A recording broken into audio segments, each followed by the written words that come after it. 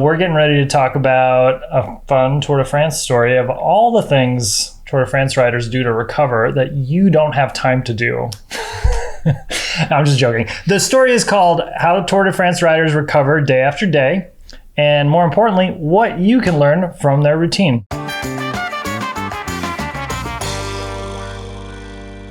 Yeah, the reality, Dan, it's like most of us aren't able to recover like the pros do. Like, there's a reason for that. I mean, yeah, like I'm trying to squeeze in a lunch ride basically, right? So like running through this list, first step, rehydrate and refuel, right? Like, okay, I think everybody has time to do that because like you got to eat, you got to drink.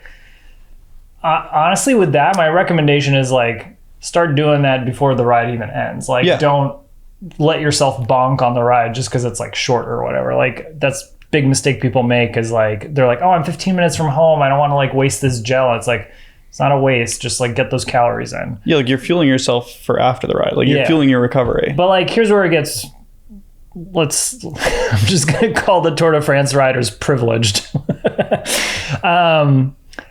Spin out the legs, right? Like they're getting on the trainer, they're spinning out the legs, they're doing more sport after finishing sport. to aid recovery. Clean up. I mean, okay, we all got to do that. But like realistically, I'm probably showering at like 11 p.m. after I do everything else in my life. These guys are getting cleaned up on the bus, right? Like basically immediately after. Eat all the carbs. Again, we're going to eat during the day, but like maybe not immediately after. What do you usually eat after your ride? Nothing. Perfect for recovery. Because I usually go right back to work. I mean, I think when you look at what this story has in there, there's a lot of infrastructure in place for these pros to like. They have a whole team. Yeah, they have a team of people that have everything set up for them so that when they're done riding, it's like, check these boxes. You're going to recover better because you've checked your boxes. They have a meal made. They have someone saying, go jump in this ice bath. They have the meals are made for the stage they did that day. Yeah, and it's all calculated. I mean, some of my favorite behind the scenes content from this year's race was a lot of stuff with the like food, like the teams now have food trucks. So there's like a team van, there's the mechanic truck, but now there's a kitchen truck, right? That goes to the start and the ends of the stages and travels with the team. They're not reliant on just like whatever shitty hotel that they're staying in that doesn't have air conditioning and is rat infested anymore. Like they're bringing a state-of-the-art kitchen. They're bringing all their food.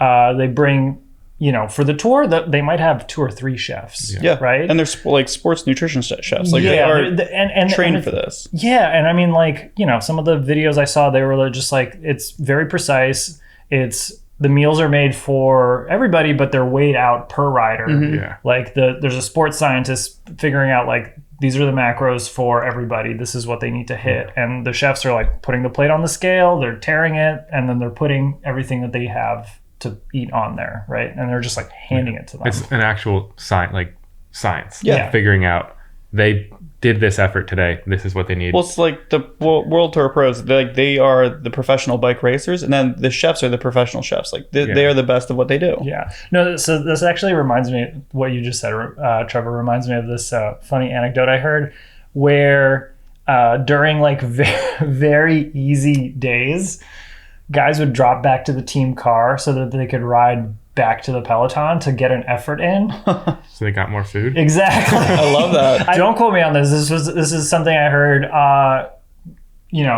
Garen Thomas's podcast, and he's not in the peloton anymore, so he's kind of working behind the scenes. But it was just like a funny thing where it was like, oh yeah, like no, these teams are monitoring their rider outputs like almost under a microscope. Yeah. But I mean, there are still things that, like, we don't have a team chef, right? But like one thing that I started doing was getting in a recovery drink after a ride, because I know like when I get home after a ride, I've got 2 kids, so like I'm immediately into doing whatever chaos is there. So I can usually get a shake in after a ride to at least get some carbs and protein in when I'm done. That's a big thing is like there's a lot here that you're gonna like. If you're a casual cyclist, you might look at this and just kind of scoff at it and be like, "No, I can't do that." But there are a lot of things now. For instance, ice bath. Yeah, I mean, you could fill your tub up with ice if you wanted to. Sure, but that takes time.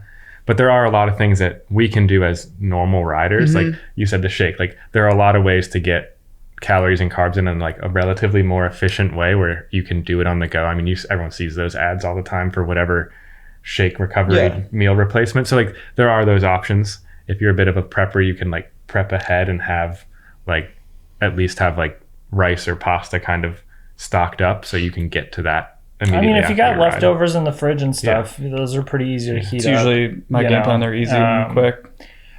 One thing I do want to call out from this story, limiting social media.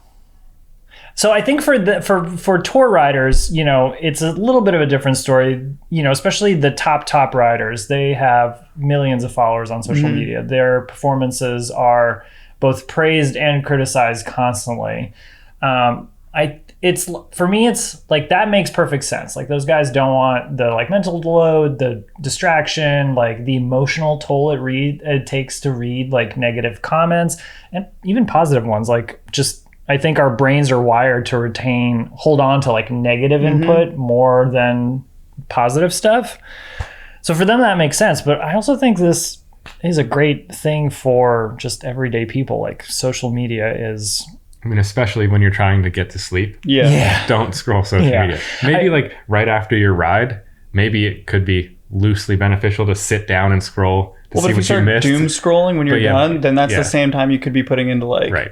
showering or like, you know, whatever it might be. I think for me, it is the time aspect of it. Like I have definitely been victim of just like you start watching a couple of reels on Instagram and all of a sudden it's like 45 minutes later and I haven't done anything. And so now I've wasted 45 minutes of my time. So it's just like... If you had squeezy legs on, you could scroll social media. Dude, I mean, I'll be honest. Nobody gets like none of us are getting massages after a ride, but I've been using those for the last like week and a half. The compression sock, like you know, like your screen time has skyrocketed. Dude, I was actually I literally wrote a story the other day after a ride because I was just like sitting with my laptop and just like typing out while I had the leg. But then in that case, you can use that like, okay, well, I'm gonna use this recovery moment with these recovery legs, like massage legs, and that'll be my time to do the social media, and then when the timer runs out, it runs out on everything. And it sounds like Jason's actually being productive. Yeah. Which is he's getting work done while he's doing recovery, which I applaud. Yeah.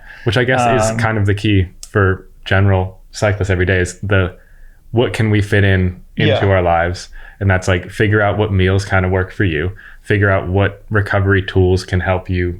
Well, I mean, I like what you said too, the planning ahead piece, like with meals. I don't know about you. I'd never had time to plan ahead a meal for after a ride, other than like I'm gonna grab a piece of pizza after this. You know, like that's kind of the extent of it. But like, you know, I like a milkshake and a Big Mac. That's perfect. I mean, I definitely keep like some like protein bars or some kind of snack on hand so that I know I have at least something. It's not like the cleanest calories or the best thing I could be doing, but it's better than sitting there with my stomach grumbling for 3 hours before I actually eat something. But it's like I would say it depends on your goals. I feel like for you, it's like you're a pretty high level bike racer. You're doing workouts. Like, you know, don't get me wrong. Not all calories are good calories, but like for you, you're just like, you know, throwing gas on a fire. It's a numbers like game. You just need to. It's more important for you to get the calories in than to worry about the quality of the calories. If somebody is trying to, for instance, like lose weight or, you know, they're more focused on health. You know, for those riders, like, you know, you're not maximizing performance. You're not like, you know, staring at your power meter or whatever, doing, you know, interval workouts. It's like, you should. I would sacrifice 15 minutes or 20 minutes of ride time and prioritize like prepping the food to make sure you're getting like high quality calories. Yeah, I mean, like, that's going to be more helpful for... You can kind of build it.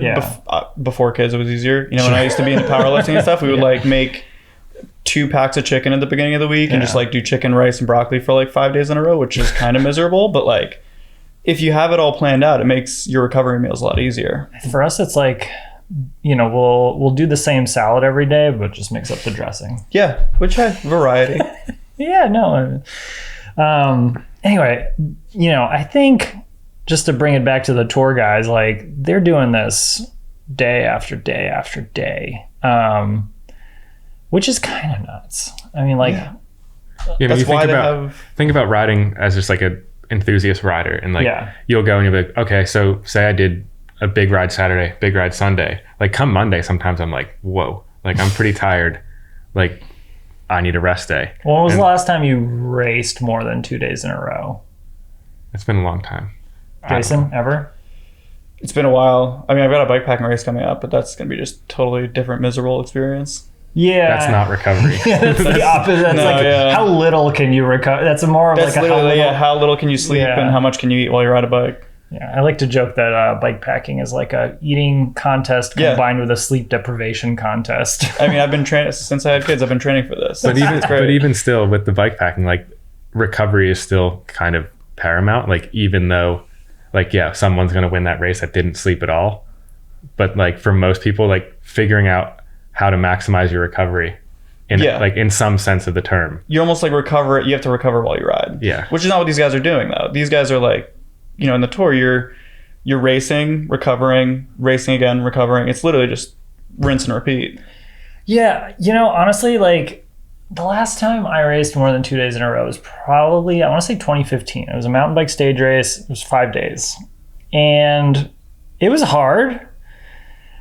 But because I didn't have any other obligations, I didn't feel like I was tired, like definitely at the end of the week, like I was pretty beat for sure. But like day to day, I didn't really feel it because like all I was doing is I was waking up in the morning, I was eating breakfast, go spin the legs, warm up, race, clean the bike, spin the legs a little bit, go eat a bunch of food, literally sit down and do nothing until it was time to eat dinner again. Mm-hmm. And then I would go to sleep. Yeah. I mean, that's essentially you living a snapshot of like, without like all the fanfare of like professionals around you. Sure. The support team, but I think there is something to that. Like you're in a space where everybody's doing that. Mm-hmm. Yeah. And it's kind of like, you're all tired, but it kind of is just part of the... I just think like, we don't give, while we're like marveling at the superhuman performance of these riders, and I'm not trying to take anything away from them, I just like, I know that when I'm in an environment where all I'm doing is riding my bike and recovering from riding my bike, like things feel easier, even if in theory I am exercising harder. Mm-hmm. Like recovery is underrated for sure. Mm-hmm. And I wish that I like had more time for it in my life because like it would just, being well rested is like a huge life hack. Yeah. I mean, but that's to that point. Recovery is like they're the simple levers to pull are the biggest ones, and simple's not always easy, but it's like hydrate, make sure you're eating enough after your ride, and then sleep. Like those are the biggest things. That's the key here. Is like I try to sleep at least once a day. I try to sleep a few hours. Like when you're seeing all this stuff around the tour, like all this tips that you can take, it's a lot of times you're like, this is unattainable, and I think like what you're saying there with the like eat something. And have a freaking water bottle with you. Yeah, and it's like there's like during the day, like drink water like throughout the day, not just like because I'm going on a ride, I need water. No, don't just keep chugging coffee until it's lunchtime. Like drink some water. I do get it. Like, I mean, same. All right, I'm gonna wrap this conversation up here because we could literally go on about everything that tour riders do. Like from just racing day after day to trying to recover day after day, and all the bikes and gear and. Check out this story. There's honestly a lot of interesting things that I didn't think about that the riders were doing for recovery in there. And like maybe some of those things you can take for yourself and try them out.